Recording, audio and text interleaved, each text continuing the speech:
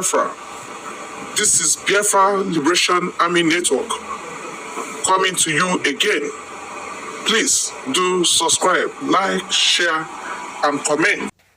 What the leader of IPOB, Mazi Nnamdi Kanu, said 5 years ago about Justice Binta Nyako, and how the Nigeria government is going after her for granting him bail in 2017. What he said few years ago is still happening today, as you can see all over Nigerian news media, how EFCC has revisited Justice Binta Nyako husband and son's case, just to put pressure on her and blackmail her into jailing our great leader Mazi Nnamdi Kanu. The more evil you are, the more you rise up in the judiciary. That is why they want to blackmail Binta Nyako into oblivion. Because of me, they arrested Binta Nyako's husband and son. They claim they are being tried by EFCC. So that if Binta Nyako were to acquit me, they will jail the husband and the child. That is how evil the zoo is. That's how bad they are. But she courageously gave me bail. She knew I did nothing wrong. She knew it. They were pressuring her. Revoke his bail. And she said no. They have done nothing wrong. They don't know all these things. They called her to a meeting in Maiduguri where they were insulting her. That didn't work. They took her to another meeting in Sokoto where they called all the northern, I don't know if I'll call them leaders, to be insulting her because of me. That she should have jailed me. That nothing will happen. That people leaders have signed up to it. That Ohanese is with them. Ohanese and Yoshi. I will come to the meetings they've been holding against me and IPOB later on. That Binta Nyako stood strong. I'm not sure at all that the intimidation she's been forced to endure will ever stop. I don't think so. Good people like that never get to become the chief judge of the Federation. Abdul Kafarati killed Kesarawiwa. Today he's the chief judge of the High Court of Nigeria. He granted expert motion to the government of Nigeria designating me a terrorist. He was rewarded. And I'm sure they're saying to Binta Nyako, if you jail him or convict him, there's a reward for you. Do you see how Nigeria works? They don't understand what justice and law is all about. No. These are black, evil people from Africa. Evil people. Darkness and evil. We must continue. I remember this very evening, Cancer, we were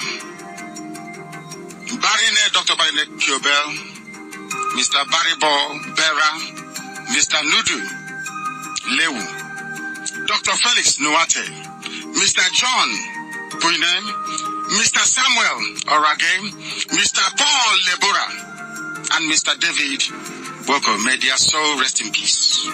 They are freedom fighters for Ogoni. And we are going to get it. And Ogoni will be free. Ogoni will be autonomous. Ogoni will elect their own leaders. Ogoni will control the resources in their land. They will control it. We are getting there. So they shouldn't despair. We remember these brave and gallant men. Have you forgotten that Dasuki and El Zagzagi are still in prison?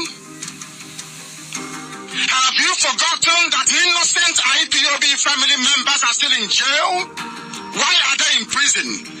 Did the court say that Dasuki should be freed on bail? Yes. Did the court say that El Zagzagi and the wife should be freed on bail? The answer is yes. Now ask yourself this question. What are all the judges in Nigeria doing? Why haven't they gone on strike to say if you cannot obey simple court order, our job is meaningless? But no, they will run to John Soho, that most corrupt of all the corrupt judges in the zoo, to go and buy another expert motion. I'm coming to that because I'll demolish it. See, here we don't hide anything. We're IPOB. Everything is open. Everything is out in the open. have no secret.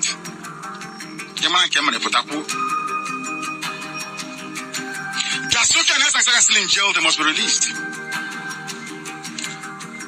They never took them to Binta and Nyako, Justice Kolawale, Justice Ademola. These are good judges in Nigeria, I'm telling you. They will not take them to these churches.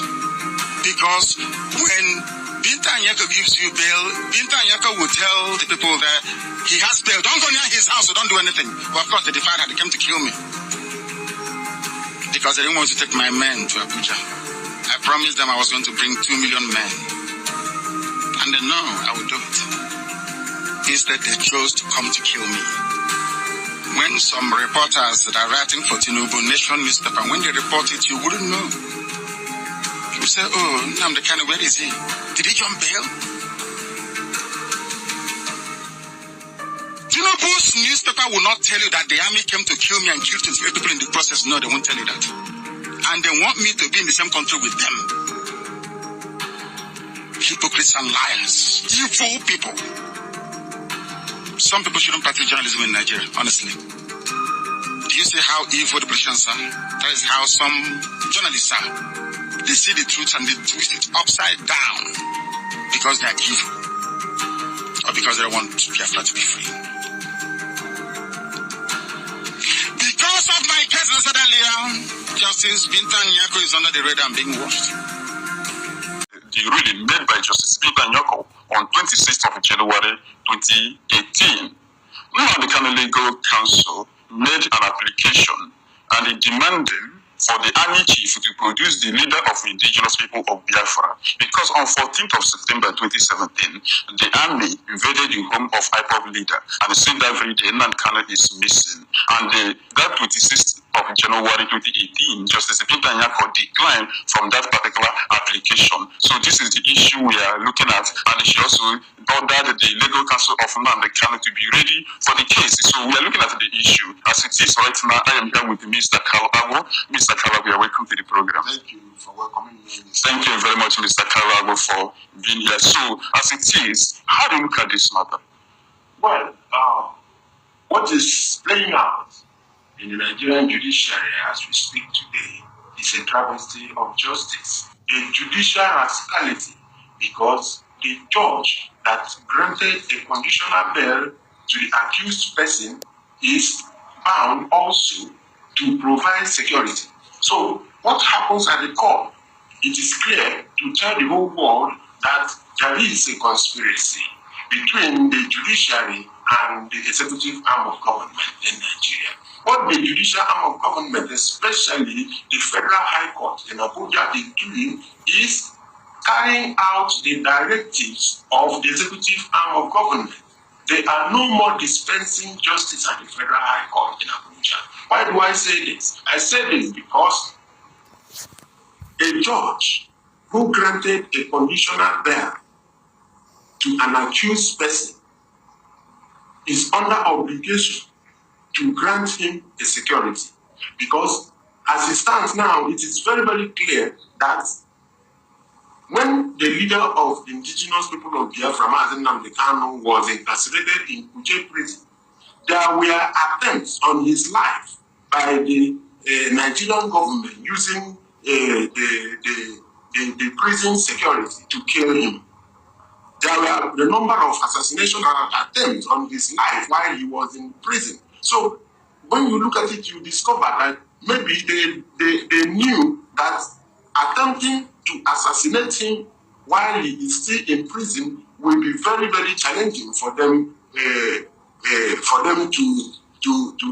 convince the world to believe that their hand is not in his assassination. So what they did is to liaise with the judge to grant him a conditional bail. And after granting him that conditional bail, they did not provide security on his life, whereby giving the military the go-ahead to invade his home and kill him outside the Kuje prison, so that nobody will take the responsibility. So that is what happened. Thank you, Mr. Kawawa. Of course, you put it succinctly to the general public. Justice Binta Nyako, looking at it, Buhari is influencing Justice Binta Nyako. She doesn't know what she's doing in the court, looking at the whole issue right now. So how do you look at this matter now? Because Justice Binta Nyako has failed to, take consideration of what happened. So how do you look at it? Well, as I have always said, that the Nigerian judiciary has become an appendage of the executive arm of government, specifically an appendage of the tyrant in power, Muhammadu Buhari. Why do I say this? It's because whatever the judge says at the Federal High Court is exactly a script handed to them by the tyrant ruler of Nigeria, Muhammadu Buhari. So what you see that is happening in Nigeria is no more a judicial process. Rather, it is a fiat from the dictator who wants to subjugate and enthrone ethnic supremacy, which is exactly the Fulani supremacy. That is what is happening. So, at the court, the judge did not care to look at the evidence that is available, the exhibit that had been submitted by the legal counsel to Mazi Nnamdi Kanu, where there are video evidence, there are pictorial evidence, there are also amnesty reports, there are also eyewitness accounts of what transpired from the 10th of September till the 16th of September 2017. And the judge did not look at the evidence. Rather, the judge is being sentimental and parochial because the judge is a nepotistic judge that has been placed by the tyrant leader, by the tyrant ruler of Nigeria, in order to do his bidding. There is evidence of shooting. There is evidence of deaths, more than 28 people dead on video. There are evidence of a live and dangerous shooting in Afaruku Ibeku. The exhibit is there, the evidence is there for the court to look at. But the court set those evidence aside and they concentrated only to ask who saw when the army was dragging Nnamdi Kanu. No, that is a judicial rascality because there is no how a judge, a presiding judge, will require the onlookers to be able to provide an evidence to show when the military were dragging Nnamdi Kanu. It is practically impossible for anybody to remain in such a dangerous situation as we could see it on that video. So the judge has already buried her own career with this case because this has never been done before in any court of law. What the judge should be asking is this. The army submitted in their defense that they did not invade the home of Mazi Nnamdi Kanu, that they were chasing a truck laden with ammunition, and they chased it till it entered a house, and that house they later discovered it was Mazi Nnamdi Kanu's house. A learned and trial judge must ask, where is the truck laden with ammunition? That is it. Who and who were arrested inside that truck that were laden with ammunition? And where are those people that were arrested? Where is the truck? Where is the ammunition? Where is the origin of the truck and the ammunition?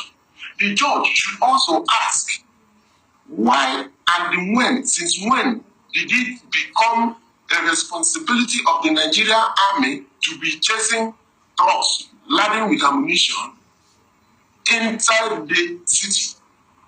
The responsibility of the army is to defend the external aggression on the Nigerian state. Their responsibility is not to chase trucks laden with ammunition in town. Rather, it is the function of the police. So these are the things which the judge should concentrate himself with, rather than dismissing the case, asking the defense counsel to provide the accused person who we know that is under the custody of the Nigerian military. The judge has aired a law. There is no how you could ask the accused person or the accused lawyers to provide the accused person when the evidence is there for the judge to ask